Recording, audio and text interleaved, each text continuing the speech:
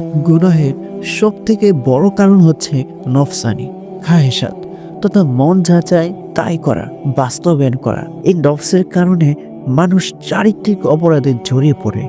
আমাদের সমাজের মানুষের কাছে মন যা চায় তাই করা প্রতিনিয়ত অভ্যাস।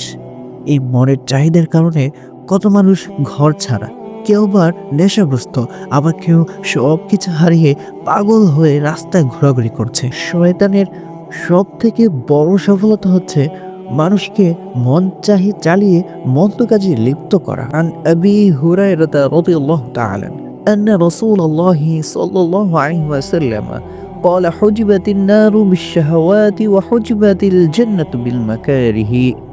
সাইয়্যিদুনা আবু হুরায়রা রাদিয়াল্লাহু আনহু বর্ণনা করেন, আল্লাহর রাসূল সাল্লাল্লাহু আলাইহি ওয়াসাল্লাম ইরশাদ করেন, দুজকের আবরণ হলো নফসের খারাপ প্রবৃত্তি, আর বেহেশতের আবরণ হলো সেসব বিষয় যেগুলোকে অন্তর খারাপ মনে করে। যদি গোনাহ হতে বিরত থাকতে চাও, যদি পবিত্র থাকতে চাও, তাহলে অবশ্যই তোমাকে মন যা চায় তা বাদ দিতে হবে।